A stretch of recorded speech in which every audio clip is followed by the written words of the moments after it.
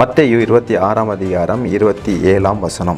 பின்பு பாத்திரத்தையும் எடுத்து ஸ்தோத்திரம் பண்ணி அவர்களுக்கு கொடுத்து, நீங்கள் எல்லாரும் இதில் பானம் பண்ணுங்கள், இது பாவம் மன்னிப்பு உண்டாகும்படி அநேகருக்காக சிந்தப்படுகிற புது உடன்படிக்கைக்குரிய என்னுடைய இரத்தமாக இருக்கிறது. பாருங்க, இது இஸ்ரவேலர்களுக்கு மாத்திரம் கிடையாது, இதை பார்த்து கொண்டிருக்கிற உங்களுக்கும் எனக்கும் அநேகருக்கு, யாரெல்லாம் இயேசு கிறிஸ்துவுக்குள்ள இருக்கிறார்களோ அவர்கள் எல்லாருக்குமே சிந்தப்படுகிற இது புது உடன்படிக்கையாக இருக்கிறது.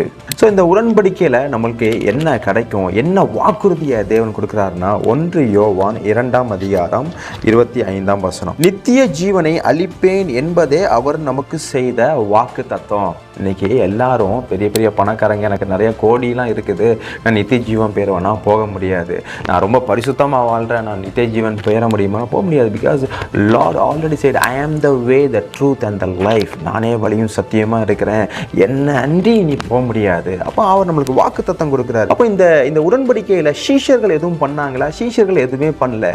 இயேசு சொல்கிறத அப்படியே கேட்டுக்கொண்டிருந்தார். இயேசு தான் எல்லாமே பண்ணார். அப்போ இது ஒரு நபர் பண்ணுகிற உடன்படிக்கை.